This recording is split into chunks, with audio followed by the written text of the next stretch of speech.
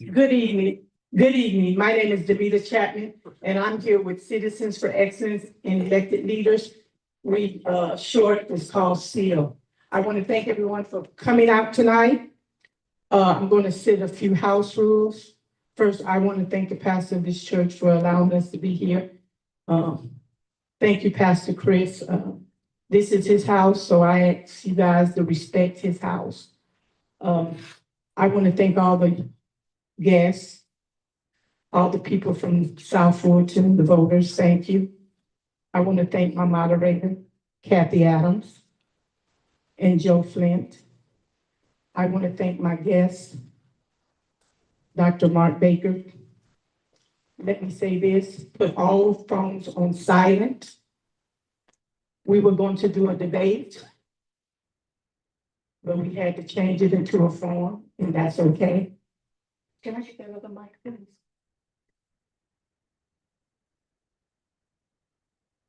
Thank you.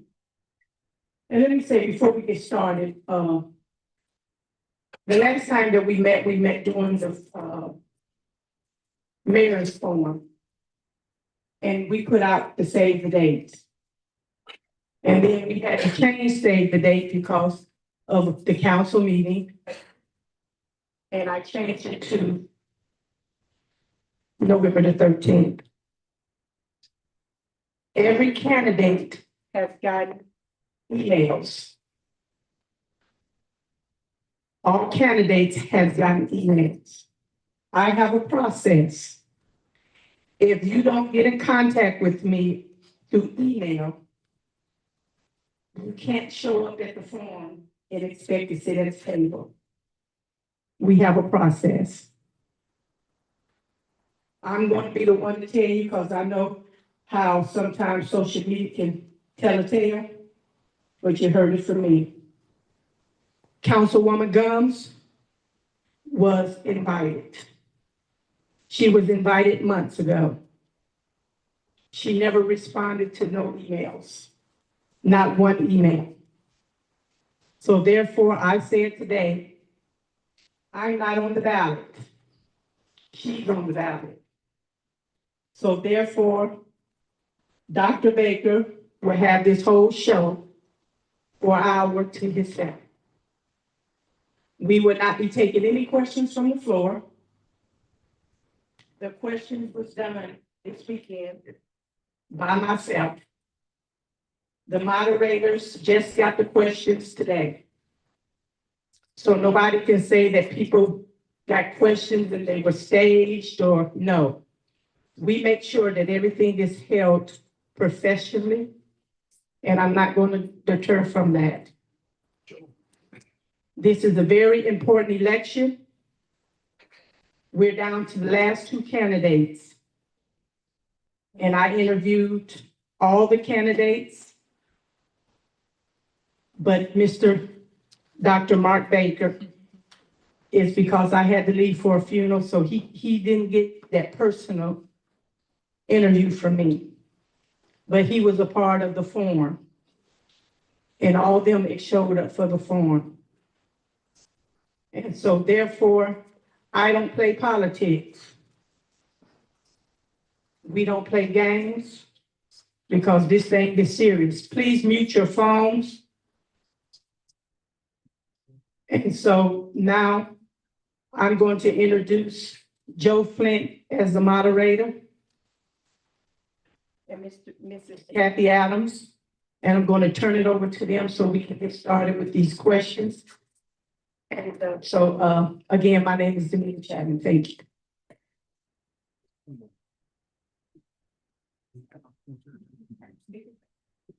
Good evening, everyone. Good evening. Good evening, everyone. Good evening.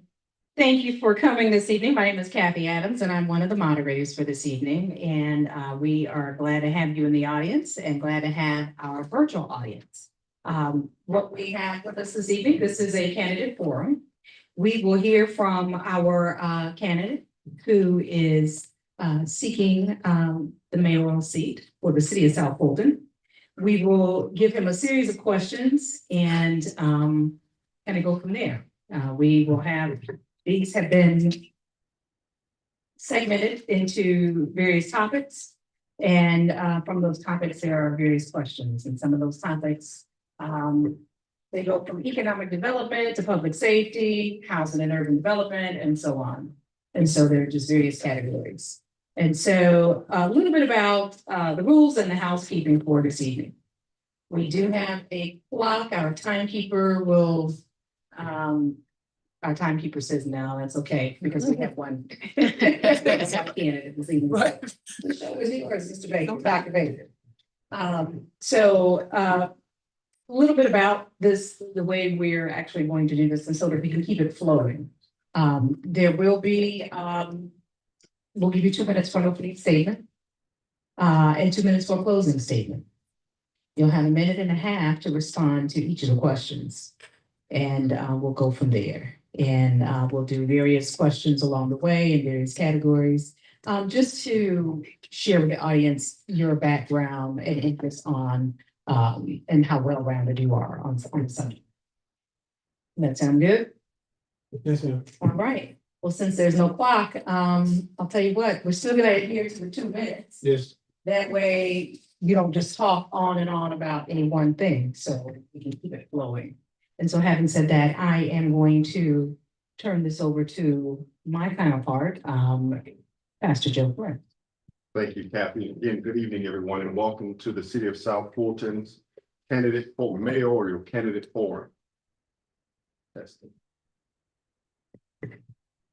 Again, good evening, everyone, and welcome to the City of South Fulton's mayoral candidate forum. In this year's candidate forum, we had a number of candidates to qualify for the leadership role. This evening, we will hear from just the one candidate, and that is Dr. Mark Baker. This candidate is one of the candidates that received the highest vote count. As you know, here in the state of Georgia, you have to have a 50+1 rule or a 50+1 in order to be solidified as the winner. However, that's why we are now in a runoff.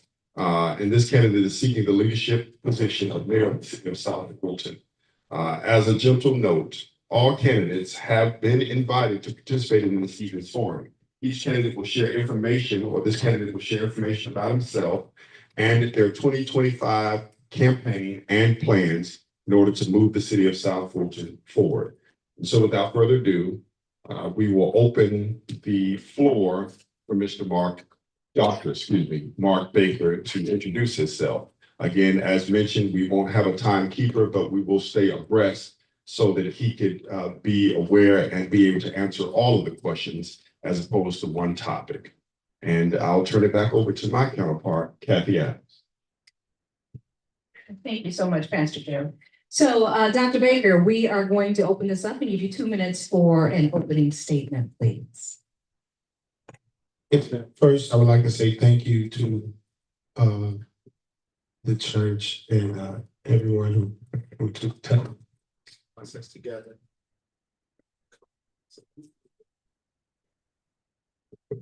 Yes, I would like to say thank you to everyone who helped put this forum together, Ms. Chatman, Ms. Adams as well. And I think that I want to start off by just saying that I have served as the first District 7 councilman in the City of South Fulton, Georgia. I think some people throughout this process didn't know that. They thought that I was just someone who just popped up out of the blue, but I did serve our city as our District 7 councilman. In 2017, I was one of the founding members of City Council. And I would like to say also, I am in this race now for different reasons. Initially, it was because of my community who tapped me and told me that this is where they would like to see me and moving forward. But I believe that there is a higher calling now due to some of the things that I've experienced and that has been going on over the past couple of months. And I just feel like right now, I'm here because our city is currently at a deficit. It's at a big deficit that many of us are learning now. And I think that by the time the new year hits, many of us will be edified by, but it's a scary place. There's an undercurrent, two undercurrents. One of the current is the establishment of the City of Atlanta of old, and then the current City of Atlanta. I'm learning that you guys have proven yourselves as citizens is viable when people didn't think this area was viable and was left behind. I think that more and more people are seeing from our budget that it started at $16 million to $32 million. Please, this is my, but We're gonna go into the questions now. You've reached the 2-minute mark. We're gonna go into the question. I'm so sorry. So we can keep up. Yeah. Well, thank you for that introduction, Dr. Baker, and I'm sure that citizens are ready and willing to know more about your plans and who you are as an individual. So I want to start this question, and I'm going to focus in public safety and law enforcement. In what ways will you prioritize mental health in relations to public safety? So, which I probably should have just took my time to tell. My name is Mark Baker, and I was a school resource officer for the past, I was about 25 years ago, I was sergeant of Clark Atlanta's police department. So my background is in law enforcement to start. I was the youngest certified trainer of law enforcement response to weapons of mass destruction by FEMA, Homeland Security, and LSU. I built a career. I was a trainer and a field training officer, and a sergeant as well as an advisor.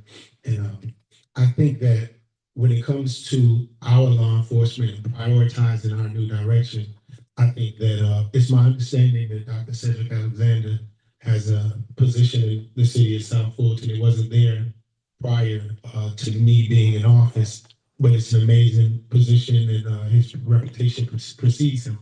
However, we do not have a current chief. We have someone who is on an $18,000 a month vacation, which is egregious to us as citizens to pay this individual this long. I don't know how long or who was tasked with investigating whatever he may or may not have done, but this vacation has been going on since July of this year. And he has been on this vacation with this man. So I believe that it's important that, first of all, we get a chief of police for our law enforcement officers. And moving forward with that, we have to prioritize law enforcement if we're going to have any type of economic development in our city, which I understand is paramount to our residents. Thank you very much for that. And again, the responses are 1.5 minutes. Just this one. Hey, I got my timekeeper over here. He's back on the job. Back on the job. So I want to move into housing and urban development. And so what are your plans to deal with the shortage of affordable housing in our city? I think that we've seen over the past couple of years an influx of affordable housing, I think, in our area. But I think that there's another thing that we can do when it comes to the developers in these mixed-use projects that are come to the city. I know we had one in my city, in my area, District 7, prior to leaving, and speaking with the developers prior to, and making sure that we have an inclusive area that is not all considered affordable housing, right?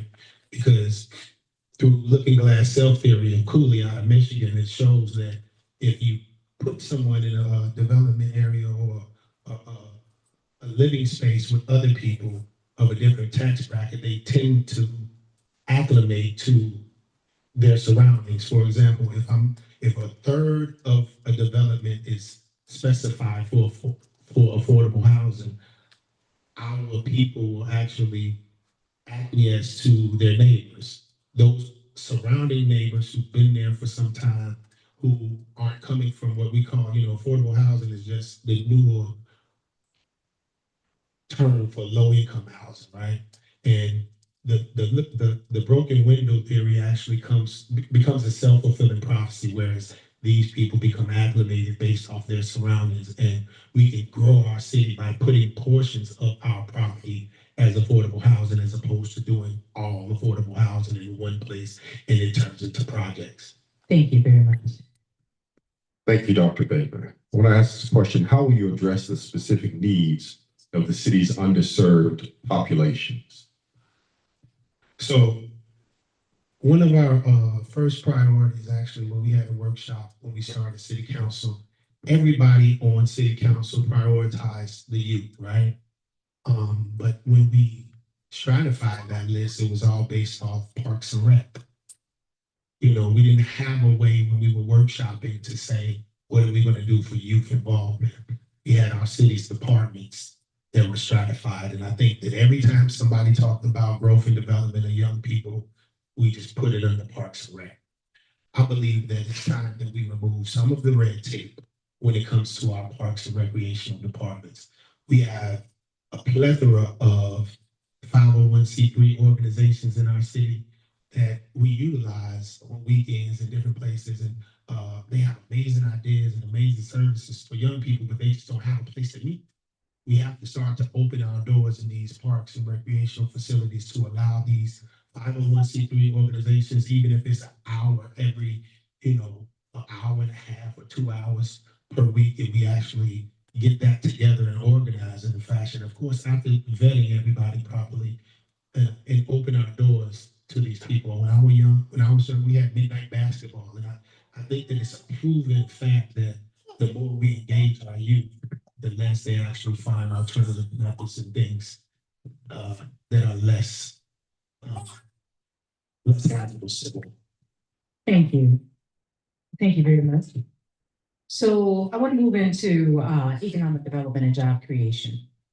So what type of infrastructure investments do you believe are critical to stimulate economic growth?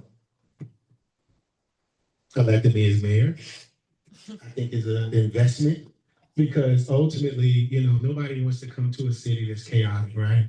We're going to have to civilize and stabilize our city council first. The moment we're able to do that, it becomes a domino effect. The people have lost trust in our council. They feel that it's not transparent and things of that nature. So I think that once we restore stability to our council, we can move on to the things that matter, like economic development, right? No business wants to come to a city that's chaotic and not sound. They end up moving away. But once we have a stabilized council, a police chief, and we can secure our city streets in our areas where people want to come and build and grow their businesses, then our economic development will flourish. I founded the development authority for our city when I was on council, as well as the urban redevelopment authority for our city. It actually brought in $13 million. And I think that there's several things that we can use those authorities for.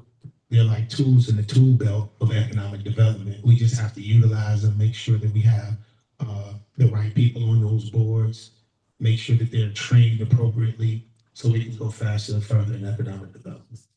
Thank you. Thank you. Thank you so very much, Dr. Baker. How will you address homelessness, and what long-term solutions are you advocating for? And if I can ask you to speak just a little clearer into the mic, please. Okay. Thank you. So I think that we have to have a better rapport with the schools in our area. And I know that we don't have any autonomy over the schools, but the schools are the identifying markers that we would know who is actually homeless and how we can deal with a lot of these families.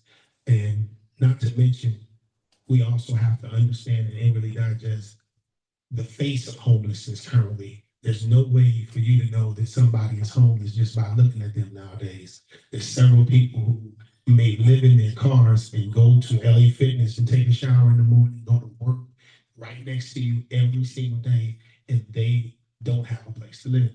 So by identifying these places, especially when there's kids involved, and Fulton County Schools, for one, has an officer that deals with that directly. I think that that officer is required to have law enforcement experience as well, because one of my former partners, when I was the police at Fulton County Schools, took the job. And we need to liaison with them better in order to identify what's going on with those homeless populations and how we can best serve them, because there's several different dynamics. Everybody just doesn't need, a handout. Some of them just need a handout. Awesome. So now I still want to stay in the category of housing and urban development. What policies will you enforce to maintain the neighborhood charter while accommodating growth? The neighborhood chart. Can you expound on the neighborhood chart? Let me just say the city. Yeah, put all of that together. What policies will you enforce to maintain? I'm reading these for the first time. Imagine me having to answer. The city charter while accommodating growth. So I can clear that up again. It's saying, what policies will you enforce to maintain the neighborhood charter while accommodating the growth? And that's like the HOA's charters. Oh my goodness. Okay, got it. So we're talking about HOA. So I think that we have to strengthen our rapport with our legislative body, because they actually have the autonomy and the ability and authorization over that. I think that I actually did something like this just in my community about a month ago, where our state senator, Rashawn Kemp, he visited us due to our board being very contentious. They say a quorum is this and it's not, and then they defined it as you could have a proxy and then you can't, and a lot of this stuff is going awry. I think that we have to do a better job of letting our constituents know who and what levels they're to reach to when it comes to that type of assistance. And while we can help and liaison, we need our representatives at the state who actually put that policy in place to step forward, build a better rapport with them, have them come out and go through some of the fire that you go through as a council person or local representative to help bring change when it comes to those laws and charters. Thank you again for that, Dr. Baker. I want to move again to economic development, job creation. How will you create how will you create a business-friendly environment without sacrificing public interest? I'll read it again. How will you create a business-friendly environment without sacrificing public interest? I think that question this is a complex question and compound. I think that it's important that we know what type of development that we want in our area. And I think that has a weight on the public interest, right? But we also have to make sure that these businesses that are coming to our city, or we try to attract to our city, will be supported. So I think that business-friendly environment is more related towards the relationship that they have with their customers. So it's the type of businesses that we attract or they want to come to our city that would actually create that environment. But we have to make it accessible through our departments in the city. I believe that we should incentivize new businesses or first-time business owners who are trying to get a permit. I think that they should be allowed, some type of graces, so we know that other businesses who may want to come, especially small business, who may want to come to our city, that we're here to support them and have some type of wraparound services, maybe a log or something in City Hall, where whenever the city has vendors and things that we're going to have to utilize for events, so we would start here by incentivizing, by utilizing those businesses in our city first before going outside of the city, so our dollar could circulate a little longer. Those are the things that I felt that we needed to do from the inception of our city. Can I please have 10 more seconds? Never mind. Go ahead. I said I had time. Like, when I get to talking, I want y'all to know it because there's so much stuff. Keep going. Yeah, I think that it's important to point out that when we started our city, we had the shortest.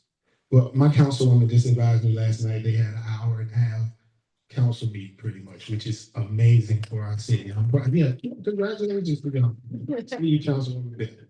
However, we beat y'all on our very first city council meeting, and I see Councilwoman Mayoral right there too, so she can tell you, our very first city council meeting was lightning quick, because once we took our oaths, we actually sat down in Banneker High School and we had a city council meeting. That city council meeting went lightning quick and everything was passed unanimously except for one vote. And I messed it up because we had to take a tax anticipation note from Iberia Bank of Louisiana. That that's called a TAN, if anybody is familiar with it, but it's the tax anticipation note that we needed in order to move our city forward until taxes came in, right? It was a loan. And I really, really felt that our city could have picked, we took $16 million, and y'all see how much our budget has changed every year. From 16 million to 32 million to 64 million to 120, I think it was when I left council. And now we're at almost $500 million. So you guys do really, really well as citizens because our budget is on you guys. But 80% of it anyway. So in order to get that 20% to business like we need to have, we need economic development to flourish, right?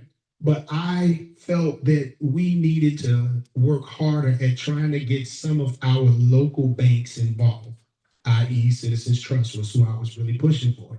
There's a bank right here in our city, a Black-owned bank, and I felt that if we could have took a TAN from Citizens Trust, we would be putting this money right here in our community, and our dollar could have been circulating over and over again, and I just wouldn't vote to receive that tax anticipation note from Iberia Bank because I felt that the individuals on our transition team didn't push hard enough for Citizens Trust. But what came out of that is I had quarterly meetings with Cynthia Day at that time at Citizens Trust. We had a full green light think tank to try to get this Black bank into business with our cities, even if it was just an account, so we can start to grow our wealth within our city. And I think that's vital, and we still need to be trying to do that, but I hear. It wasn't 10 seconds. I know, you didn't give me that eye that you gave me. You know you have an eye, Miss Adams. I didn't get it. So, But that's okay. We wanted to understand, so thank you for sharing that. So I'm going to move into the vision and priorities of the city and want to know, what are your plans to support growing diversity in our community? well, I think that we have an ordinance that was passed that our mayor and somebody passed. I don't know, it was called a Welcoming City Ordinance. I voted for it when I was on council because I felt like it goes without saying that we're going to be a welcoming city to diversity and everybody else. And I think that I haven't seen this growth that you're speaking about in this question. We're 97% African-American municipality, and we still have that designation according to the National League of Cities as being, the majority Blackest city in this country. So that diversity I don't necessarily see, but we have passed a welcoming ordinance, which I would love to see cities on the north side of town like Alpharetta and Sandy Springs do the same. And I kind of felt a way while voting for it because I feel like, why do we have to say what needs to be understood all the time? As if like we're apologetic for being so Black, and we want y'all to know y'all can come here and do business with us. I think that it goes without saying. It should have went without saying. Thank you. Thank you again, Dr. Baker. I want to move again to public safety. How will you support the needs of the first responders in the city? Well, of course, as somebody who used to run everything that people used to run from, I know what it's like, what it is to be a first responder, when it comes to the needs of first responders. One of the things is my history. And I think that when you check someone's history, it's kind of undercurrent to where they would go, like how they would move if in positions, if you look at that history. And I was the one that actually passed the ordinance to make $15 a minimum wage within the city of South Fulton. I understand that since I've been gone, it's moved up to 20. And I'm I'm proud and I'm grateful for that. But when I did that, we had firemen in our city making less than $15 an hour, which was like, I don't know, it's horrible. If firemen were making $15, and I think that there are a lot of factors that come into play. I think we have the budget to make sure that our first responders are okay. I'm proud to say that we had an amazing team back then that dealt with compression the proper way. Because, you know, if I'm your sergeant and you're my subordinate, I still get more than you when it comes to my check. So if you're going to get a raise to $15, we have to deal with compression when it comes to that. But I'm just proud to say that I've done a lot of work with our fire and police during COVID. I made sure that our first responders all had N95 masks. I partnered with a good friend of mine, Chris Stewart. It wasn't political at all. He showed up with his law firm and made sure that every one of the city of South Fulton's first responders had N95 masks. So we had them before anybody else did, before everybody knew what it was. So I'm grateful and I always support them. I got $10,000 from Kingdom Morgan. They came and gave the big check at the city council meeting because we had a situation where they were doing this infrastructure through our area that was already approved before we became a city. And I asked for the community benefit and it went straight to our fire department. So I always look out for first responders. I know the life. Thank you. Thank you very much. So I'm going to dovetail and go back to economic development and job creation. So how will you ensure that economic growth is sustainable and benefits all residents? Man, if we had anybody that could answer that question directly, America would be a better place. I think that it starts still with public safety. And I don't want the answer to be redundant, but the questions are similar too. I think that it starts with public safety. When we have the infrastructure in place of public safety and businesses feel comfortable and they feel like they can thrive in our area and they're going to be safe, then they will bring their businesses to our area. And I think that that's the start of growth and sustainability. I think that we have to clean up certain corridors. I think that there are things that we can do legislatively and be more aggressive. Like if you see this tire shop that has tires all around it, but not in the area, I think that code enforcement really could step to them and make sure that their lines are painted. The basic things. If these lines aren't fresh and crisp, then you're going to deal with these tickets until you get them right. And then we do them like every other facet of business. When we start to impose things on you, you either straighten up or you leave. And I've seen pizza places turn into tire shops on Old National. So it's like we have to change these things. And it's not like people don't want to come here for business. I mean, you have Asian communities that come here and will serve us behind a bulletproof glass. So it's proof that they want to come and do business here, that your money is green and good.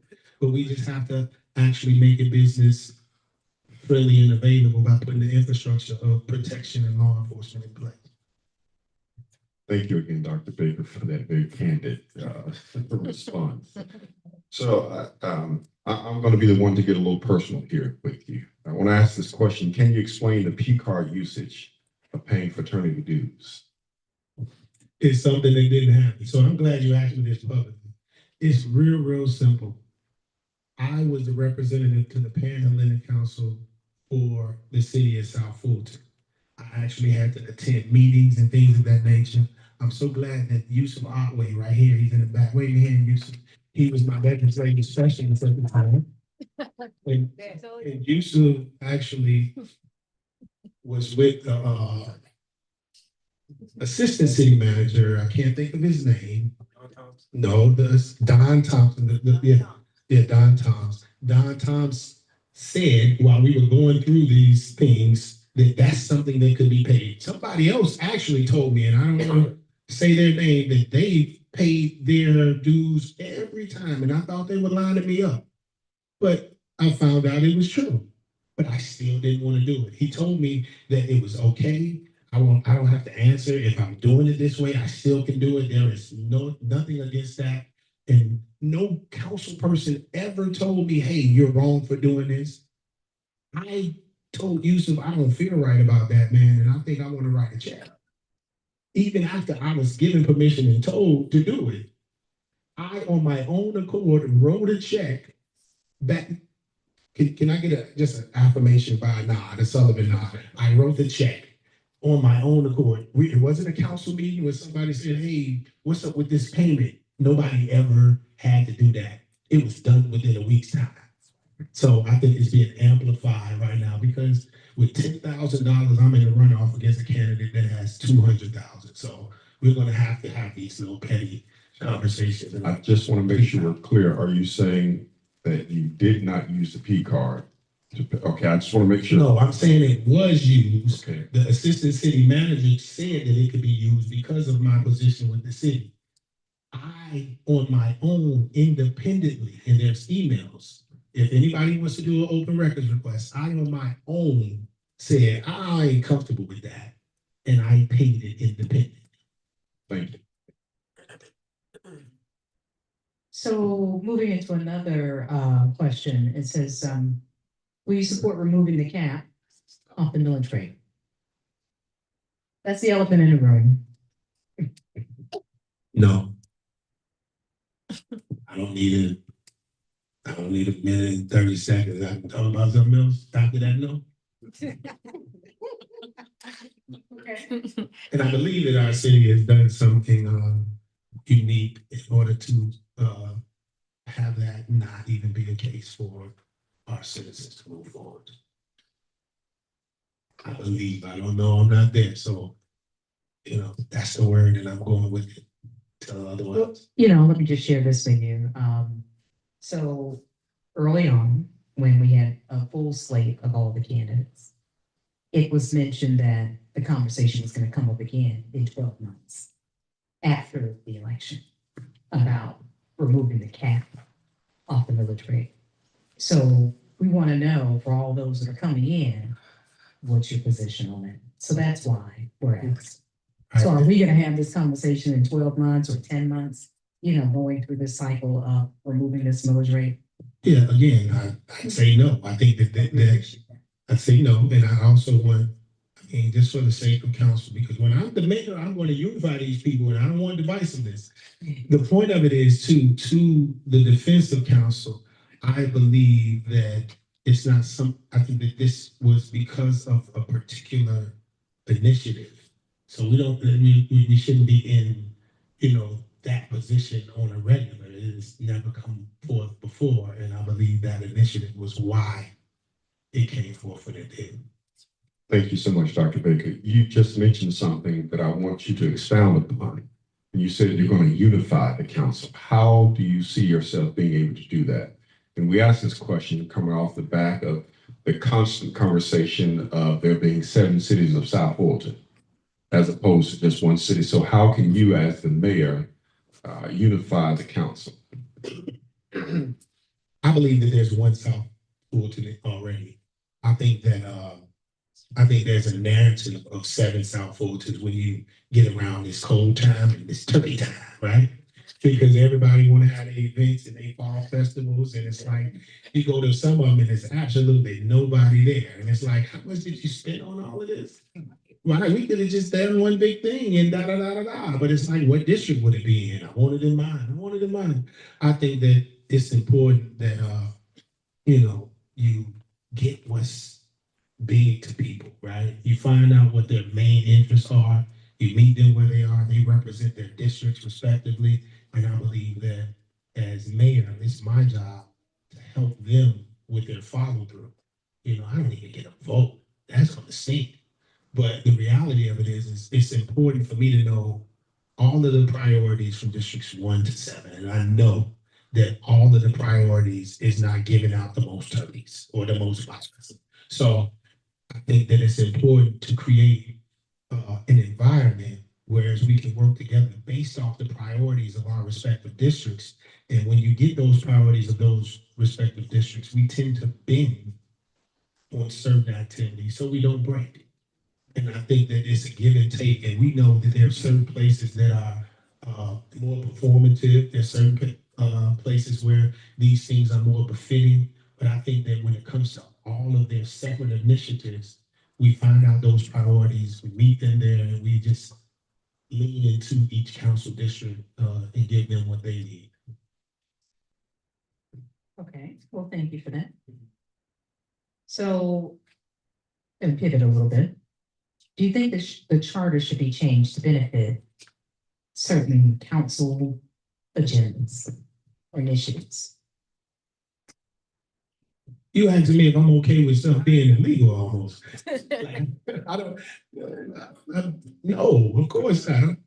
But I guess, I think that when it comes to our charter, there are some gray areas. And I'll speak on a couple. The mayor, right? He's elected by everybody, but he only has 4 appointees, right?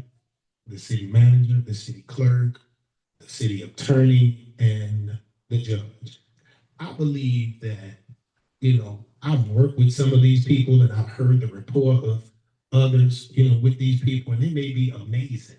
But if the city's going to elect a mayor, I believe the mayor should be able, this mayor with this almost ceremonious that doesn't have a vote and is elected by people, in order for his vision to be at least initiated, I think those appointments should go to every mayor when they take office.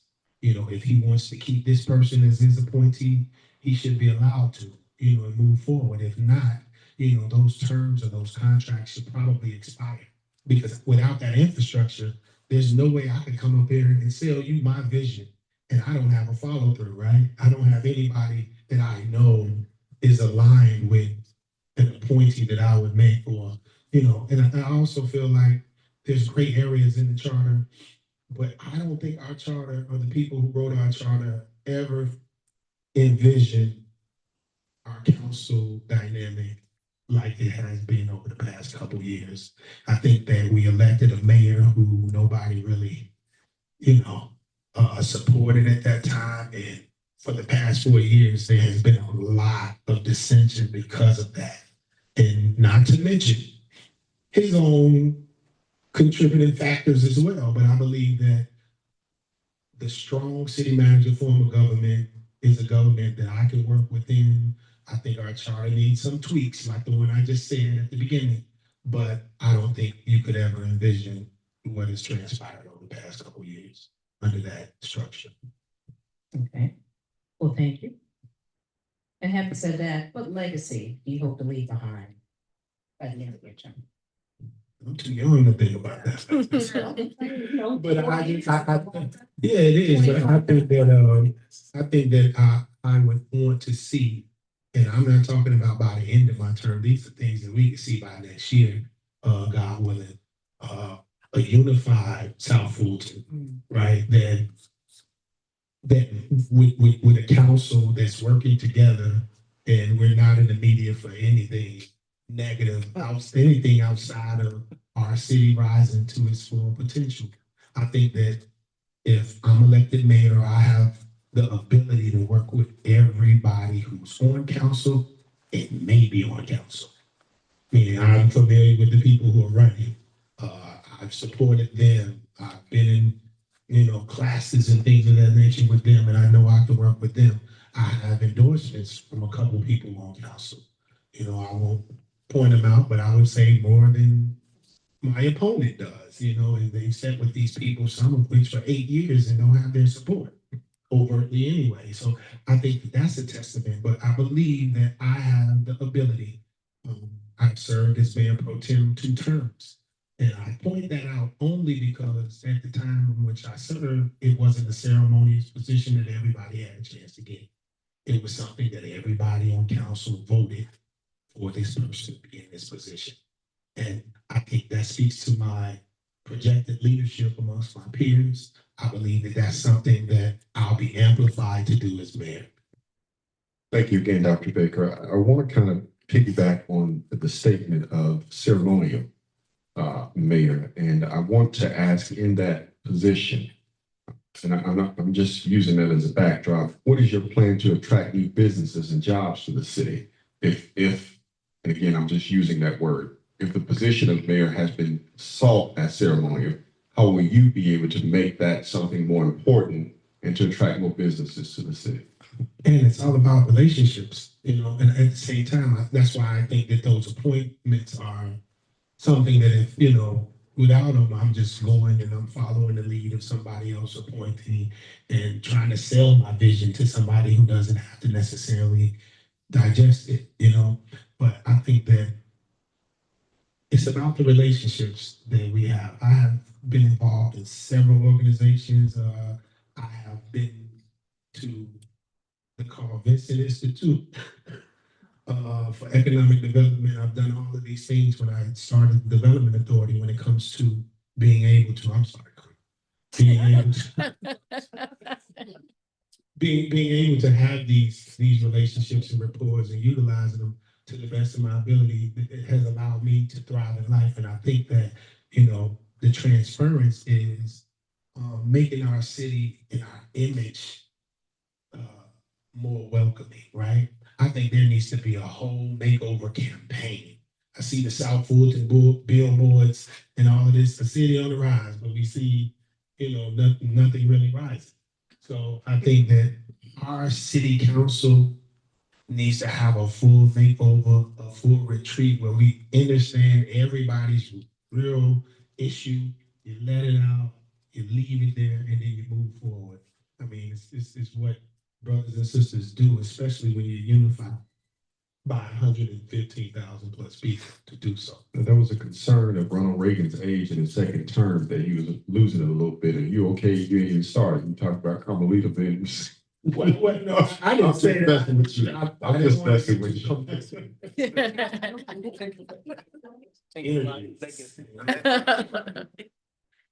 So, we're in the backyard of the world's busiest airport, and we have a major corridor that runs through our city.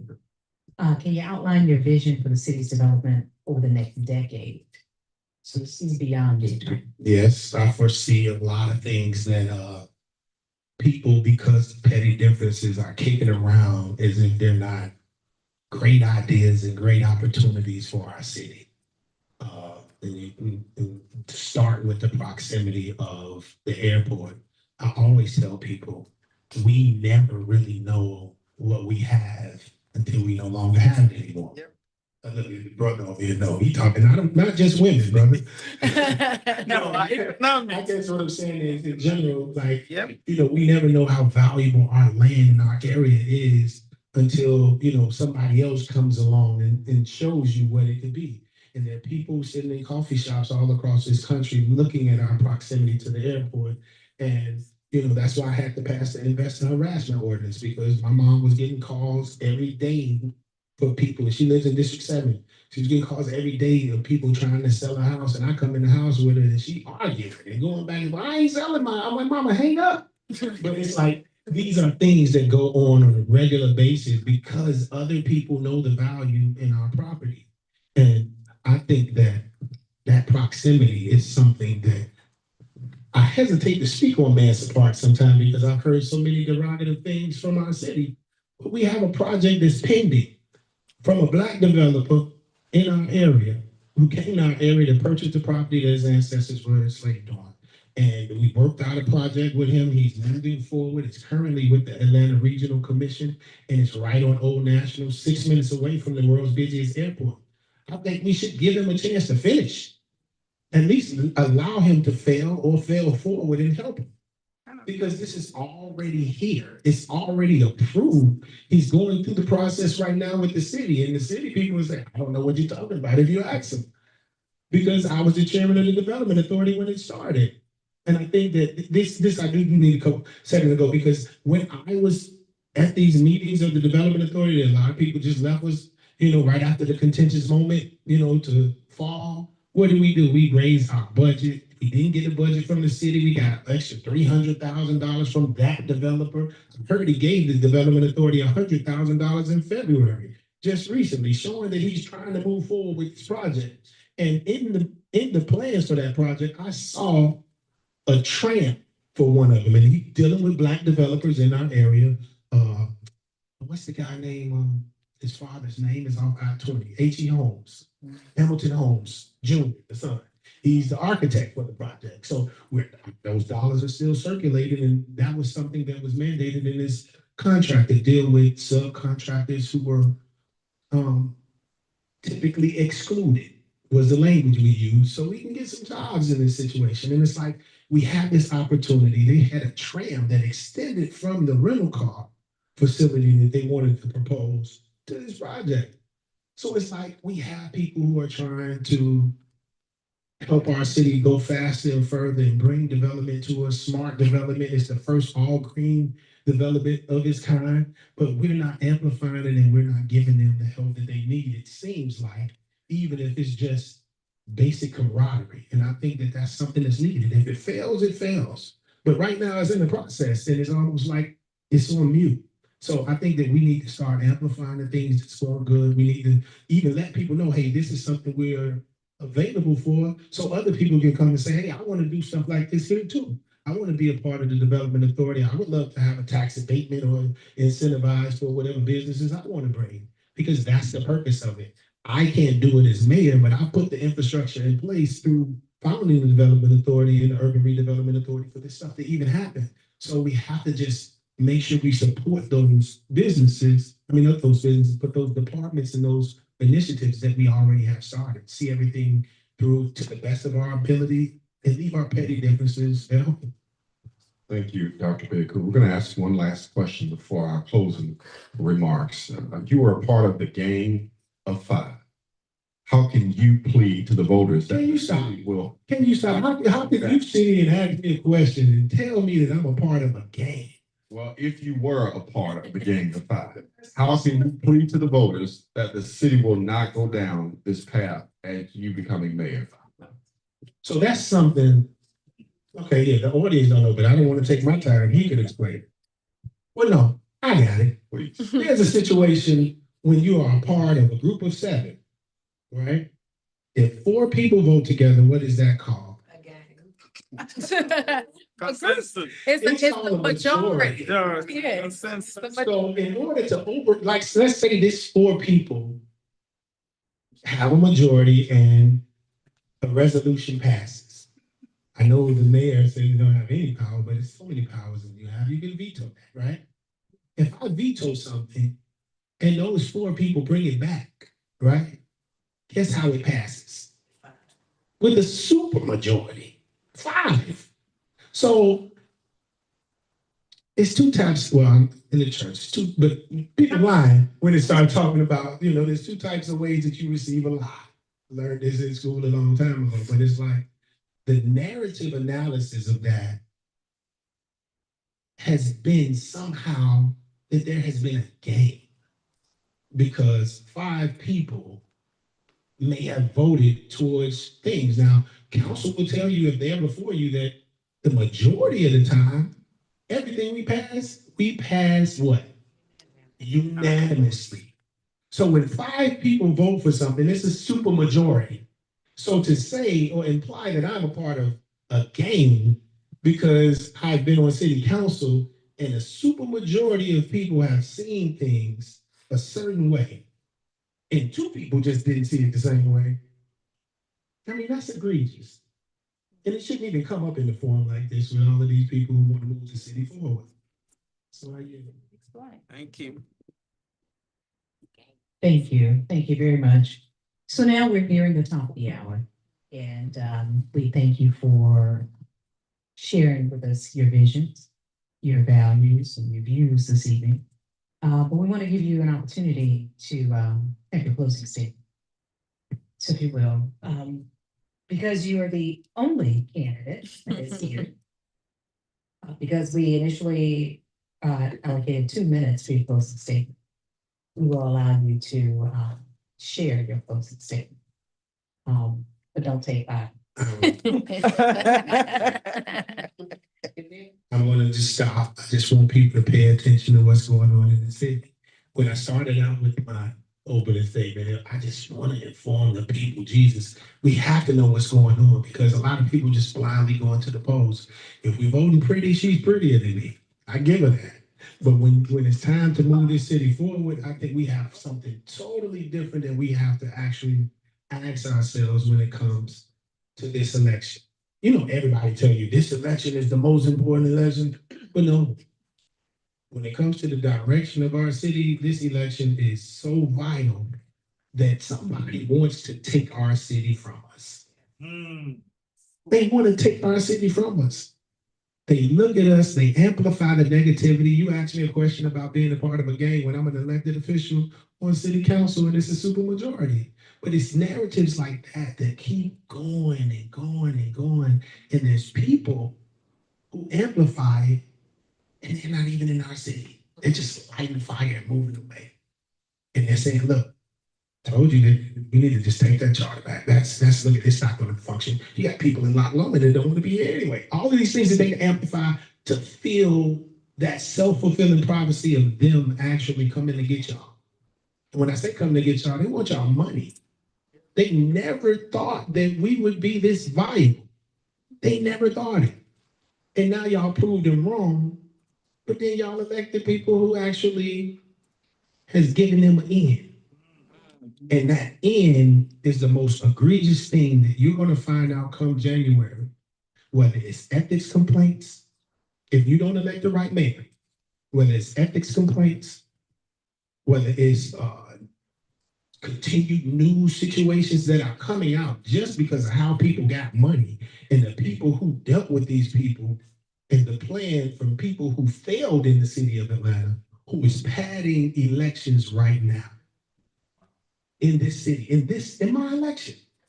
There's no reason I should have $10,000. You know, I appreciate y'all people who gave me a lit change, but we're here with $10,000. If I had $200,000, I'd have blown this election out of the water. And I really feel like if you look at this situation, follow the money, follow the people that are connected to people, and watch what's going on, because it's not just South Fulton. It's the county. It's the city of Atlanta. And it's the state, because we've proven ourselves to be valuable, and now it's like, let's go get that money. And when it happens, we just want to acquiesce. We're going to fall in line. We're going to have Atlanta police cars driving down the streets of now South Fulton, and we're going to be left in a situation, right, where it's all of your money that you put towards your city to vie for yourself after all of those years of fighting, right? You're going to wait that long for an Atlanta Police Department car to come to your home. So it's way more vital than whatever it is you think. It only takes a couple of dollars to get this message out. If there's anybody watching at home and the spirit move you, well, you're all in church, especially. I hope the spirit move y'all. MarkBakerForMayor.com. Please visit. Please give $50. If you got $100, give that, because we're going to get this message out, and I'm going to continue to speak truth to power, and you're going to know it alongside with the reason to vote for me. I'm not just going to tell you why something bad is happening. I'm going to tell you something bad is happening, and this is why you should vote for me. So join the campaign. If you want to volunteer, you can use that same website. Thank you so much. Thank you so much, Dr. Baker. In closing, ladies and gentlemen, You just noticed from the candidate seeking to serve the citizens of the city of South Fulton. If elected, the mayor will serve a 4-year term that will begin January 2026, ending December 2029. All of the qualified candidates will be on your ballot come this December. Today, their future lies in your hands. If elected, the future of South Fulton lies in their hands. The mayor-elect of the city of South Fulton will have the influence and a vote on proposed legislation that will impact your livelihood for years to come. And so I just want to say thank you for joining us, both our live and our internet audience, for joining us here this evening. And thank you, Dr. Baker, for your candid responses. Okay. And so what I'd like to do is to leave you with a couple of important dates. As we move into Election Day. Election Day is on Tuesday, December 2nd. And so it is our hope that we get our voters to go back out and vote. Vote after the holiday. That's that first Tuesday, December 2nd. Early voting starts on November 24th. That is over a week from now. It's 22nd. I'm sorry. There you go. To the 26th. You're all about. But the county has afforded you an opportunity to do the early voting. And if you can't make it Monday through Friday, then go on the weekend. So Saturday and Sunday voting is available to you. But as a resident of the city of South Fulton, you owe it to yourself and your community to do what's right, do your civic duty and go vote. If you don't vote, your voice does not count. It does not matter. One of the things that I wanted to leave you with is, and I always say this, be an educated and informed voter. Know who is on that ballot. Know what is on the ballot. Know when to vote and know where to vote. More so than anything, just go vote. Thank you. I'm going to turn the floor back over to Mr. Peter Chatman. Thank you so much. Thank you, Dr. Margaret. I thought that was great. Thank you, thank you. And I know you probably said, Damita didn't trick me with these questions, but let me say this to you. Let me say this to you, because I don't want social media to come back and say something different. Those last questions, if you notice, people was asking those questions, that was kind of going back and forth on social media, your frat card, yeah, all this, so I put those questions in there so you can clear that up. I'm through, you're gonna take a picture with me. You already did, you didn't took care of it, you didn't took care of it.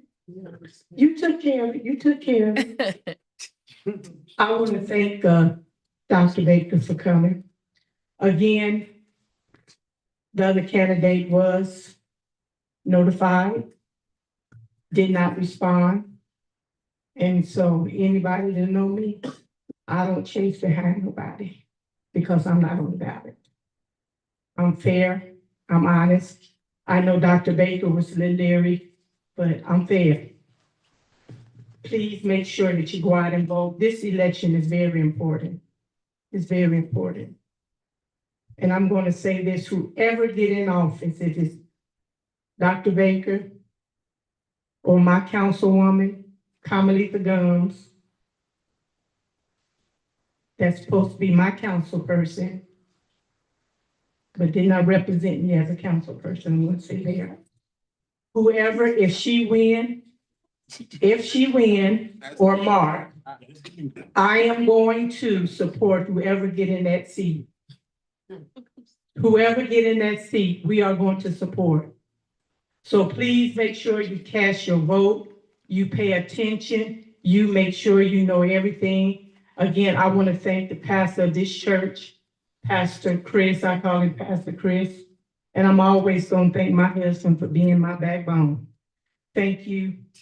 And so I'm going to turn it over to the man of this house and my moderators. Our next forum would be District 4, the 17th at 7 to 8.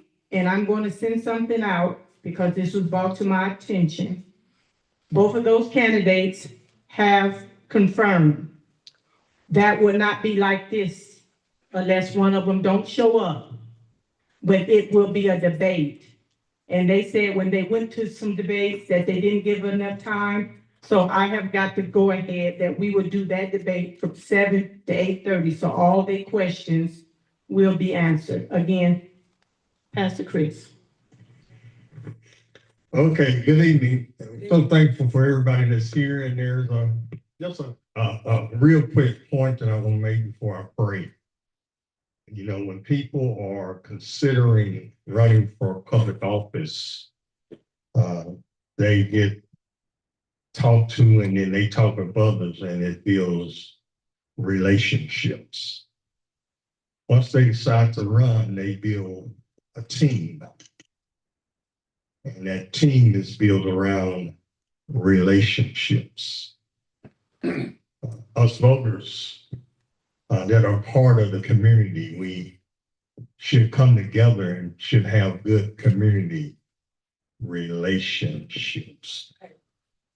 There's a lot of talk about the structure of the city of South Fulton, what it looks like, whether it's a weak mayor, whether it's a ceremonial mayor. Since we're talking about the mayor's race and the runoff, I think it's real important to understand that the chief value in this role, whether we're talking church, nonprofit, business, individual resident. It's about relationships. So my brothers and my sisters, I want to encourage us to remember that relationships should not be destroyed in a moment. To own the moment and to destroy a relationship is a real bad thing. Back in 1948, there was an election for president. Thomas Dewey was running against Harry Truman. And they said that race was over before it even started. Truman got out and built relationships. He traveled some 22,000 miles over a period of time, shaking hands and talking to people and listening to people and confronting issues. And then it got to be election time. And even at election time, people said it's over, it's done. So much so until one of the major newspapers of the day printed a newspaper that said Dewey wins. But by the next morning, the truth had come out. The truth always rises to the top. The truth had came out, and the truth was that Truman, of course, won the presidency. And so it's very important for us to remember that relationships that are built along the way are always built on truth. Father, we thank you for this evening. We thank you for this time together. We thank you for this location that you provide. And Father, the commitment to have it be a community-oriented location. Thank you for these that are here in person, for those that are online. And Father, we just pray for the process. You know already who is to be the mayor of South Fulton. There is nobody placed in a position unless you allow them to be placed there. And so, Father, since you know the conclusion, you know the ending at the beginning. And because you do know that, dear God, we pray to you tonight. We submit to your sovereignty. We submit to your wisdom, even in this process. I pray for safety. I pray for direction for those that are involved as citizens. And even for these two candidates, we lift them up before you. And Father, we just pray this in Jesus' name. Amen. Amen. Thank you, guys. Come, Mark, we're gonna take the pictures before you leave, and it's not endorsement picture. We take it with all of it.